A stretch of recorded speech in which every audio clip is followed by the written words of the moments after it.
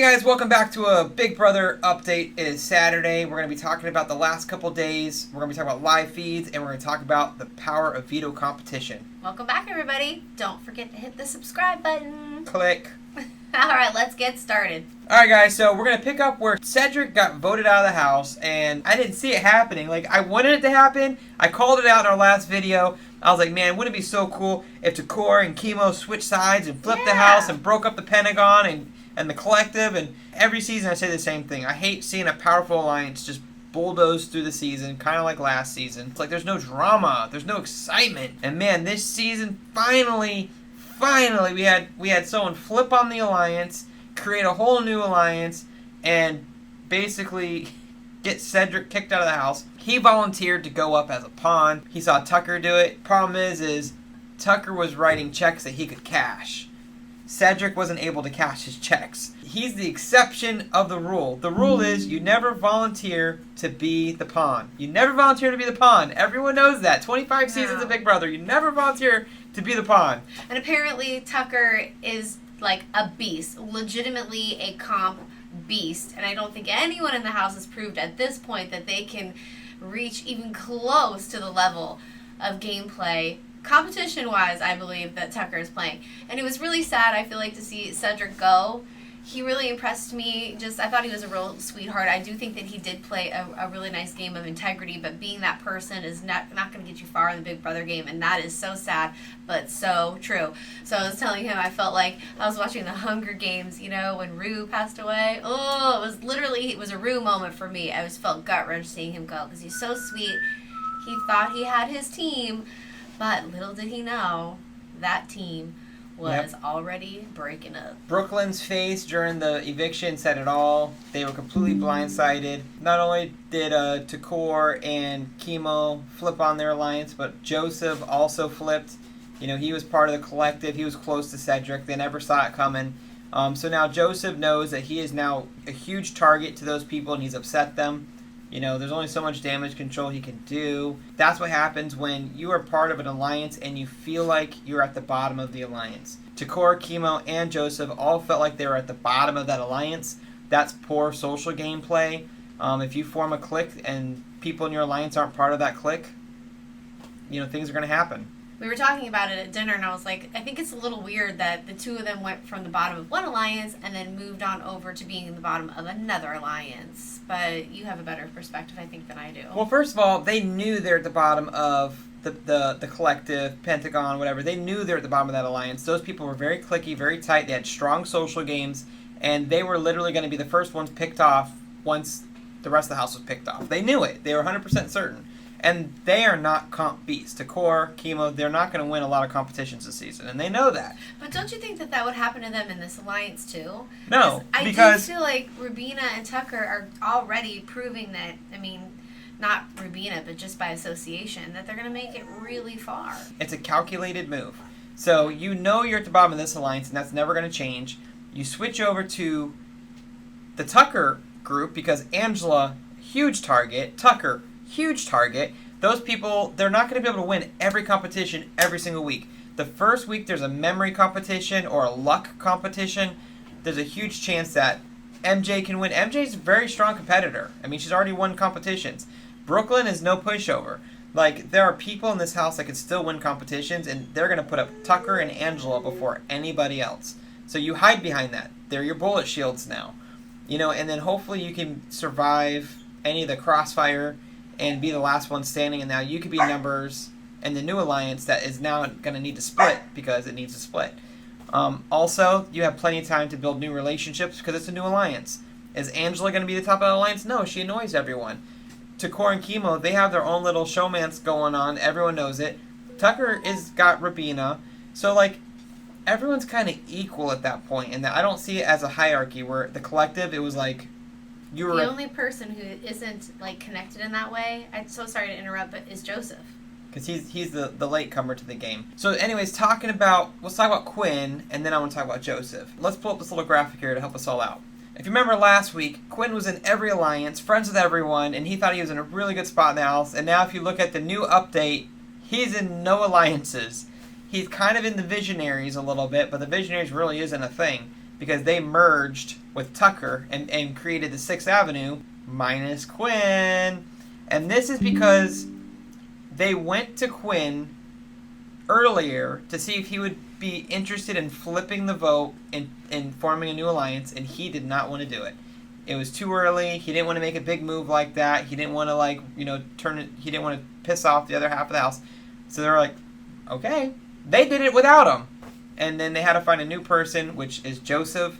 So Joseph is now part of that alliance. Quinn is the odd man out of both sides of the house now. And so anyways, the head of household competition, Tucker wins head of household competition. Shocker. And I wasn't sure who his third nomination was going to be. I thought it might be Quinn. Boom. Quinn is his third nomination. This is his chance to prove to Tucker that he is a team player. And if he would have used better strategy, he potentially could have gotten into that alliance, even if it's just as a number. But that's better than nothing, right? So him and Tucker are talking. Tucker tells him that he's just a pawn. They're really going to be targeting Brooklyn this week. And what does Quinn do with that information? He goes and tells Brooklyn, which seems to be the thing that Quinn keeps doing. But he told her that Cam and himself are the true pawns. Even though she was told she's a pawn, she's not really a pawn. She's the one that Tucker wants to go home. So Tucker made a strategic move by going to Brooklyn and being like, hey, listen, Quinn is our target this week. I had to put you up. I'm sorry, but don't worry, Quinn. We're going after Quinn. So she's kind of like, okay, good. At least I'm safe. So with that mindset, you're not campaigning hard. You're not, like, freaking out. Well, now that Quinn went to her and was like, hey, guess what? I'm the pawn, so don't sit back this week. You're going to need to work for those votes. She didn't take that information quietly. She's like, what? She goes to Rabina. I was told I was the pawn, but Quinn says he's the pawn. What's going on here? And Rabina's like, oh, no. You're the pawn. We're going after Quinn. Don't worry. She's trying to do damage control. Brooklyn's like, she's lying to me. She goes straight to Tucker. Cam thinks he's the pawn. You told Quinn he's the pawn. You told me I'm the pawn. Who's the pawn? Look, what's going on here? And Tucker's like, oh, no. Quinn's the target. Quinn's the target. And he's like, what did Quinn just do? So he had an opportunity to win the trust of the 6th Avenue. Already out the window. Tucker cannot trust Quinn. He's mad at Quinn. And unbelievable. Well, you know what? He should learn from the time when he opened his mouth with Angela and she blurted it out for everyone. Because Angela blurted out his power, it ruined that power completely. I just think that Quinn gets in his own way, unfortunately. He literally is. He said he wanted to be a snake. I think he's a snake in his own game. I think the one that's truly being a snake is actually Joseph. I think he's very sneaky and quiet about how he's doing things. And he hasn't really done anything dirty, you know? So I think his gameplay is pretty interesting. A lot of Big Brother fans are saying that Joseph right now is got the best position in the house because he has no solid enemies. Brooklyn's upset at him because he turned his back on Cedric, but Brooklyn really has very little power in the game right now. He wiggled his way into the new power. He's got a final 2 with Quinn. He's also got into Tucker's good graces and has the critics final 2, which I would never make a final 2 with someone in a showmance, but at least you can make it to the top 3 and try to win the competitions in the final 3. Yikes. He's playing a solid game, low key. He keeps his secrets to himself. Tucker's winning competitions, but you can't, unless your name is Jag, you can't just keep winning competitions week after week after week after week and win the game. Eventually he's going to slip up, and that's the week that most people are probably going to take a shot at him. It's going to be really interesting when that time happens. Now, if we focus in over here on what's left of the Pentagon, without Cedric, there's only 4 of them. 3 of them are on the block. So the Pentagon is pretty much destroyed. Brooklyn's going to go home. Maybe Cam's going to go home. There'll be 3 Pentagon people left. So is that... You don't think Quinn go home? I don't think so, but there's always that chance. At this point, who really knows who's going to go home? Because you really don't know what the house is going to do. But I will say that Brooklyn is definitely letting her emotions control her. And she's going to literally sink her game. I think she's pretty much already doing so. Yeah, because if you look, all of these, if you follow my mouse, these are all literally the same alliance. They're just like, they're like little subsets of the same alliance. The Fish Tanks and 6th Avenue is the same plus Joseph. There's all the final 2s within the alliances. So really all you have going on is the girl alliance that never took off. I mean, look at Mackenzie and Leah. What are they doing? I said this in our last video. Like, what are they doing? They are not aligning themselves with anyone, which means that they're fair game. at any given time to go up literally as a pawn, which means they will end up going home. The only other thing that they can be used for is swing votes. Well, Leah is finally starting to work her way in. If you see here, it says Leah outside the alliance, but a potential number. So she's in a position where she could potentially ride the coattails a little bit further into the game, but she is definitely playing the floater game. Chelsea's won a competition. MJ's won a competition. Brooklyn hasn't won, but she's been competing. Like, she's trying to win. And I feel like she has her head in the game. Yeah. Takor and Chemo, you can't say they're floaters anymore because they just flipped the house and destroyed an alliance. So even though they haven't done a whole lot other than that, they did a big game move. So literally Leah's the last one. And what did Leah do? Leah did high school games. Ugh. So she was hanging out with Quinn, hanging out with Joseph, joking, flirting. Dude, I bought into it. You know, if you look at our earlier videos, Yeah, we did. I was like, oh man, look at Quinn and Leah. This is so cute. I love this little thing they got going on. And then what did she do? Go to the girls and say, man, Quinn really gives me like creepy vibes. Like, you know, I just don't like the vibes they get. Like, she started doing the high school thing, and Well, she's being fake. we don't know how it happened, but it got back to Quinn.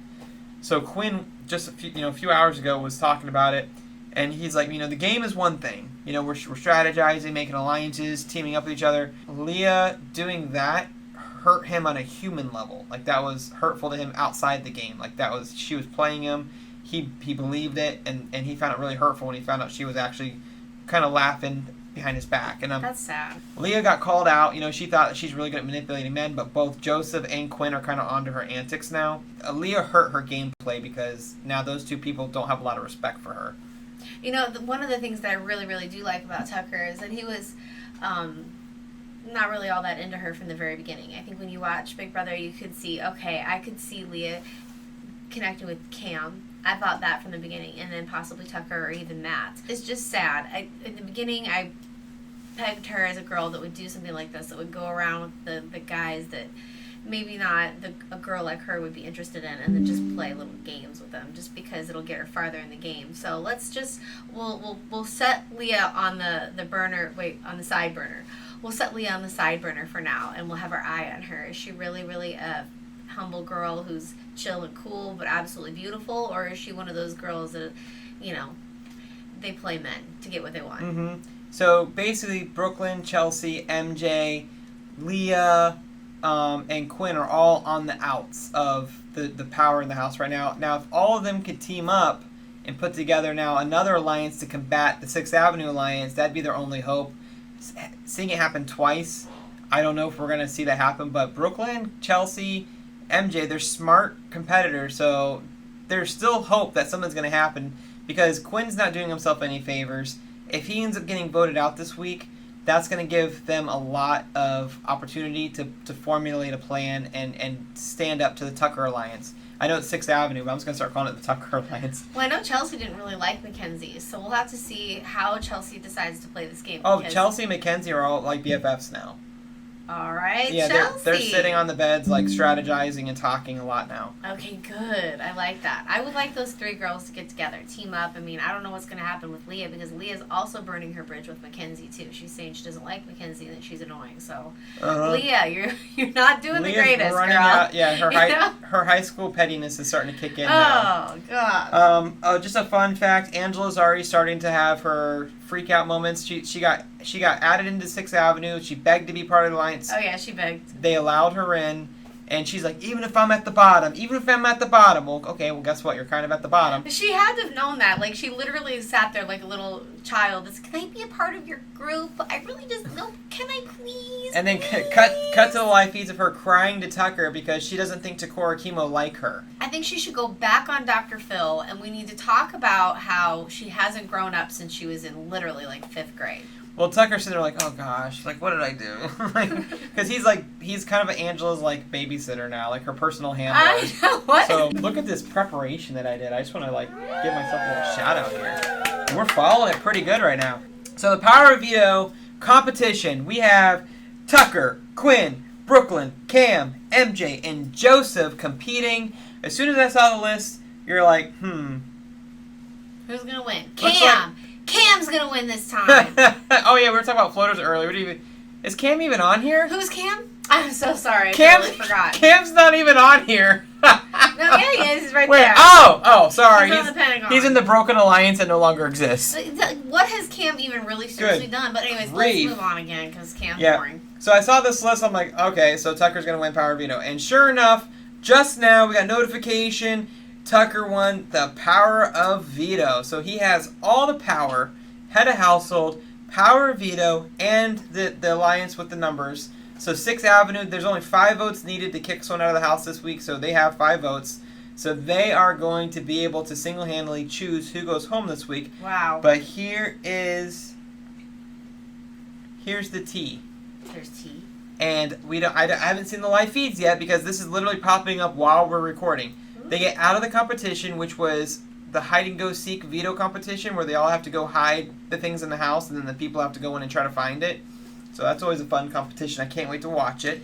I haven't seen that one in a long time. Yeah. The competition's over. Tucker returns to his HOH room and someone threw a bunch of garbage in his bed. Who would do that? He immediately thought it was Quinn, and he confronts Quinn. Wait, hold on. Is that the AI? I thought that, but we're voting for who gets that power. You have until, I think, the 22nd. Second. That's why I stopped for a second. I'm like, wait, is the power already started? So but it's somebody's not. trying to mess with them. So and it would be smart for someone outside of the alliance to try to start some stuff. Tucker thinks it was Quinn. He confronts Quinn, tells Quinn, before he said, if I win the veto, I'm going to take you off the block. Now he said, I'm not taking you off the block. And so... Ezra! Sorry. And so now we need to find out what happened. Like, literally, like, here. So it was Brooklyn. Why would she do that? Once I came and saw mine. Well, it's the hide-and-seek veto competition. So when you go in there, you have to hide your veto in the house. Someone went and destroyed Tucker's bed when they were hiding or searching for the veto, which was very targeted. And now we're finding out right here it was Brooklyn. I came up and I was like, oh my gosh. Well, now they're whispering. Okay, so it sounds like Tucker is playing it up a bit, the anger toward Quinn. Angela thought it was something Tucker did to keep playing the rivalry with Quinn. Okay, so it was all just a big... I'm gonna... You just to throw Quinn under the bus so that way we can tell him later, hey, I know it wasn't you, but I don't want anyone to be suspicious. Oh yeah, I was thinking that as well. So even though I was like, Which is brilliant. Yeah, as I was saying it, I was like, I'm just gonna run with this because then I can back it up later. Oh, that's so funny. Okay, so basically what happened is someone destroyed Tucker's bed. Tucker acted like he thought it was Quinn and went off on Quinn. It's like, you're staying on the block. So now Brooklyn's over there with Chelsea going, hee, it was me, it worked. Tucker was just acting the whole time. Like, he wanted them to think that. Does he knows it was Brooklyn? Or does he not really care? Whoever did do it is going to think they got away with it. And so he's using it like, he's literally playing chess. Like, they're playing checkers and he's playing chess. Like, I think it's funny that Brooklyn did that. Sorry, that's funny. Okay. Brooklyn's laughing because they were grabbing, they were finding each other's vetoes, like, during the competition and knocking each other out of the game. Joseph came in second. I guess that's interesting. Tucker, okay, let's watch this. Oh my gosh, I have that same swimsuit. I was going through all the doors because I knew there was something, and I was like, this. That's what I'm thinking about. Bro, nobody else. You didn't even step foot in the room. What room? You didn't even step foot in the room when I was cleaning up the clothes. Don't accuse me of that. I didn't do it, so. I'm pretty darn sure you did. Okay, and you're wrong, so that's fine. Yeah. So cool. Yeah. What? You're the one that. Okay, whatever. Have fun up there. Okay. Better battle for your life in the Ames area. Next one still come. So he's trying to be mean to him on purpose? Yeah, like that's he's so stupid.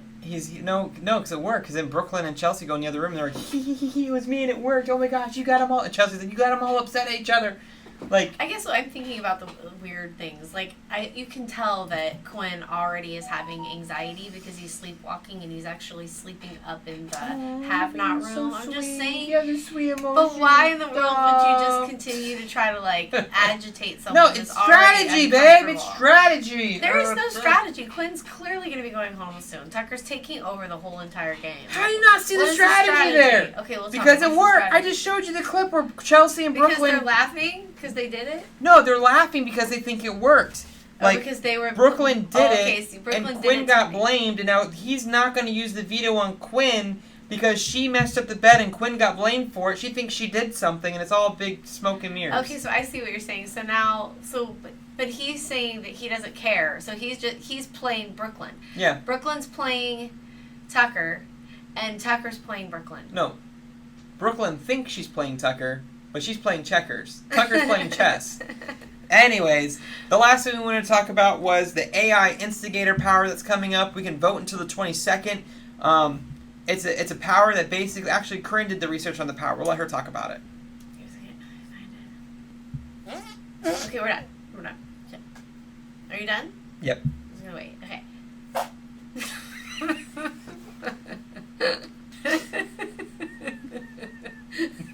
Stop it. Now I'm done.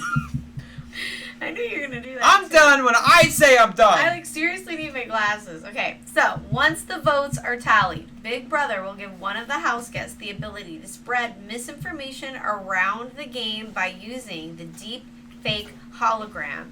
Again, just like Quinn did. Along with the power, viewers will vote at the end, I didn't know this, I might have missed the bus on this, to decide how well the house guests did with the power and how much money they should receive. So the question is, if we're going to give someone power to cause chaos in the house, who would you vote for?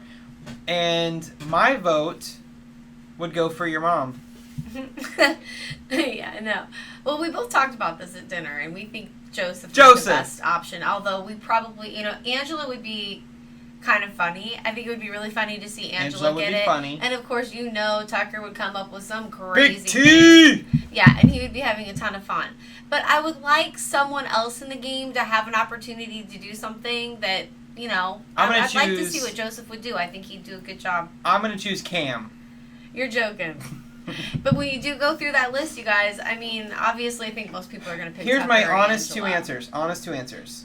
Yeah. Number one would be Joseph, because he's super sly. No, he could play it off. Like, he's really good at, like, hiding things and keeping a poker face. And my number two would be Leah, just because she's immature, and I think that she might be funny with it. And that would be my two votes. Leah? Really? Yeah, I think she'd be funny with it. I'm so blown away She's by got that. she's got an immature side of her that might make that power fun. And she's not a part of either alliance, so she's neutral. So she can mess with everybody. Well, I definitely don't think America's going to vote for Quinn because we know he'll blab it out to somebody and then take all the fun away. He had so much potential to be Super like fan. the sneaky guy in the game, but no, he just runs his mouth way too much. That's what I think of Quinn. That was weak. Fantasy Big Brother update. Hang in there. We're at the end here. So coming in, at the end of week 2, don't start your freaking dancing yet. Corinne has 24 points, and I have 3. I'm laughing. Wow, sportsmanship much? I don't even understand. I mean, this is ridiculous. Her I team just don't sucks. No, I really don't understand it, but It's because it is Angela funny. keeps scoring you so many freaking points. 2 head of household. She gets pulled off the block all the time. The one person I can't stand in this game is getting me so many points. It's great. And shocker, week 3, I got beat again. Corinne got 10 points, and I got 7 points. So the current score is 33 Woo! to 9. And what doesn't make sense is I have Tucker on my team. Like, Yeah, that's the reason why I'm laughing, because honestly, I swear, because that's funny to me. but I also have Leah. I also have Cam. I also have Chemo. Ooh, I you're also in big have trouble. Brooklyn. You are in serious trouble. Dang it! They look so good when I drafted them. And what's really funny is when we talk game and stuff, like, I believed in all those players. I picked every single one, but the thing that's funny to me is that I think that your game strategy is way better than mine. I think sometimes I would probably be like Brooklyn in a sense that I would be a little bit too emotional, and integrity would be very important to me, and it'd be over. The camera's like nuts. I'd like to think sometimes I could play a game like Jordan, but then you'd have to There be my goes. Jeff, so. She's got like a 30-point lead on me right now. Hey! And I got a team full of... Ding dongs. Yep. Except for Tucker. So, we'll see. Tucker. Tucker's just going to take the game all the way to the end, and everybody else just needs to get out of his way. That's the way it's looking right now. Whoever wins Big Brother gets 15 points. So as long as I can get within 15 points, Boom, shakalaka. and then Tucker wins, then I have a chance. So anyways, that's the end of this episode. We will see you in a couple days because we got Big Brother on Sunday. Yep, it's Sunday. So let us know, too, who you want to be the AI instigator and why. Okay? I'm pretty sure you're going to say Tucker and Angela, and I won't be mad at you. No. I want to know what you really think. And also, who do you think's going to get voted out? The 6th Avenue has all the power. Are they going to get mad at Quinn? I think they're going to stick with the plan. I think Brooklyn is done. I think she still has the AI arena, so She better work hard. yeah, that's her last chance. And then if she wins the AI arena, word on the street is he's going to put chemo up just to make sure that Cam goes home. But we'll see what happens, guys. All of so the pawns go home. Toots! Toots! Have a wonderful rest of your weekend. Oh, you're people. wearing a Packers shirt. I Look. just used my Disney fingers. I'm wearing a Packers hat. Now you can't even say, and you have to say friends. Guess I guess. Mickey's over there. You're going the other way. You especially. Get out. I'm going to leave now. Peace out, guys.